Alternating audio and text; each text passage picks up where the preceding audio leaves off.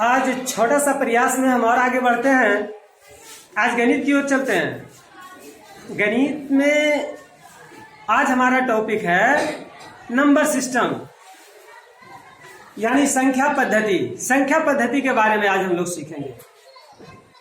हमारे बहुत सारे मित्र तो ऐसे होंगे जो इसके बारे में अच्छी तरह से जानते होंगे, तो ठीक है, देख लीजिए, कुछ रिवीजन होगा। और जिन्हें परेशानी है वो बढ़िया से देखिए और समझिए और समझने का प्रयास कीजिए नंबर सिस्टम को।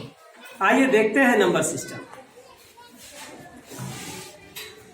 संख्या पद्धति, इसी को नंबर सिस्टम कहा जाता है।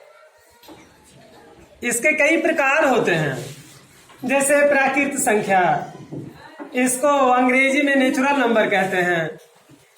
गिनती की सभी संख्याएं प्राकृत संख्या कहलाती है, यानी जो जो गिनती में शामिल होता है। जैसे गिनती शुरू करते हैं 1-2 से, 1 2 3, और इससे आगे भी जो है ना 4 5 6 जितनी भी गिनती की संख्याएं हैं वे सारी संख्याएं प्राकृत संख्या कहलाती है, नेचुरल नंबर कहलाती है। उसके बाद आती है बारी पूर्ण संख्याएं की। पूर्ण संख्याएं, इसको होल नंबर के नाम से जानते हैं। प्राकृत संख्याओं के समूह में शून्य को शामिल, प्राकृत संख्या जो है 1 2 3 1 से शुरू होता है, अगर उसमें हम शून्य को शामिल कर लेते हैं तो प्राप्त संख्याओं का समूह पूर्ण संख्याएं कहलाती है। जैसे 1 2 3 ये सब प्राकृत संख्या, इसमें हम 0 को शामिल कर लिए, तो 0 जब शामिल हो गया तो ये पूर्ण संख्याओं का समूह हो गया, यानी 0 मिला देने से, प्राकृत संख्या में शामिल कर लेने से ये पूर्ण संख्या बन जाती है। अब आगे इससे बात करते हैं पूर्णांक संख्याएं। जब पूर्ण संख्याओं को धनात्मक और ऋणात्मक चिन्ह के साथ व्यक्त किया जाता है तब वे संख्याएं पूर्ण संख्याएं कहलाती है। यानी इसमें धनात्मक संख्या भी होता है और ऋणात्मक संख्या भी होता है, दोनों इसमें शामिल होता है। जैसे -3 -2 -1 0 1 2 3, इस तरह से आगे बढ़ते जाएंगे, वे सारी संख्याएं जो है पूर्ण संख्याएं कहलाएगी। इसके बाद बारी आती है सम संख्याओं की, जिसको इवन नंबर के नाम से जानते हैं। वे प्राकृत संख्याएं जो 2 से पूर्णतः विभाजित हो, यानी वैसी संख्या जिसमें 2 से पूरा पूरा भागा लग जाए, है ना, पूर्णतः विभाजित हो, सम संख्याएं कहलाती है। जैसे 2 4 6 8 10, इस तरह की संख्याएं। इसमें और आगे जा सकता है, जितनी सारी संख्याएं हैं जिसमें 2 से भागा लगे वैसी सभी प्राकृत संख्या, 8 10 12, इस तरह की और संख्याएं जा सकती है। विषम संख्याएं, जिसको ओड नंबर के नाम से जानते हैं, वे प्राकृत संख्याएं जो 2 से पूर्णतः विभाजित न हो। सम में 2 से पूर्णतः विभाजित होता था, विषम में 2 से पूर्णतः विभाजित न हो, विषम संख्याएं कहलाती है। जैसे 1 3 5, इस तरह से और आगे भी जा सकते हैं, 7 9 11 13 15, ये सारी जो है सब विषम संख्या के अंतर्गत आती है। अब ऋण संख्या की बात करते हैं। ऋण संख्या को हम लोग अभाज्य संख्या के नाम से भी जानते हैं। इसको प्राइम नंबर कहा जाता है। 1 से बड़ी वे संख्याएं जो या तो 1 से विभाजित हो या 1 को छोड़ दिया जाए तो सिर्फ स्वयं से विभाजित हो और किसी से विभाजित नहीं हो, यानी 1 या स्वयं से, किसी और से उसमें भागा नहीं लगता है। सबसे छोटी अभाज्य संख्या या ऋण संख्या 2 है। 2 में 1 या 2 से भागा लगता है, 3 में 1 या 3 से भागा लगता है। उसी तरह से देखिए 5 है, 5 में 1 या 3 से भागा लगता है। 7 है, देखिए 1 या 7 से भागा लगता है, 5 में 1 या 5 से लगता है। 11 में 1 या 11 से लगता है, किसी और संख्या से वो विभाजित न हो, स्वयं से विभाजित हो अथवा 1 से विभाजित हो। इसी तरह से 13 हो जाएगा, 15 नहीं होगा क्योंकि 5 से विभाजित हो जाता है। 13 होगा, 17 होगा, 19 होगा, इस तरह की संख्याएं होगा। यौगिक संख्या की बात करते हैं, इसको भाज्य संख्या भी कहते हैं। 1, इसको कंपोजिट नंबर कहा जाता है।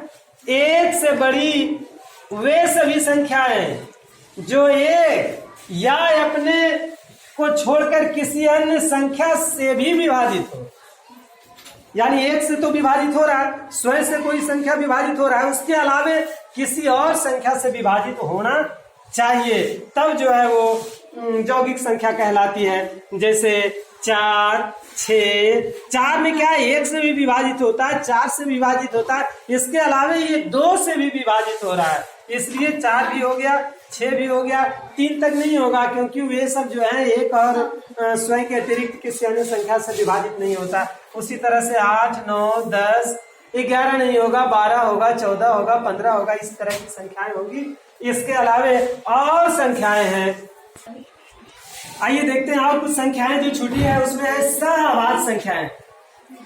को प्राइम नंबर से 2 या 2 से अधिक वे संख्याएं जिनमें एक के अतिरिक्त अन्य उभयनिष्ठ गुणनखंड न हो, एक के अतिरिक्त अन्य उभयनिष्ठ गुणनखंड न हो, सहअभाज्य संख्याएं कहलाती है। जैसे 5 और 7, और इन दोनों के बीच में कोई और अन्य गुणनखंड नहीं है, सिर्फ 5 है और 7 को अगर विभाजित करते हैं तो इन दोनों के बीच में कोई और गुणनखंड नहीं। 7 और 8 के बीच में 2 से अधिक संख्या भी हो सकता है, 7, 8, 13 इस तरह की भी संख्या ले सकते हैं। ये जो है सहअभाज्य संख्याएं कहलाती है, यानी एक दूसरे से भागा नहीं लगता। अब बारी आती है परिमेय संख्याएं, रेशनल नंबर्स। वे संख्याएं जिसे P बटा Q के रूप में, वे संख्याएं जो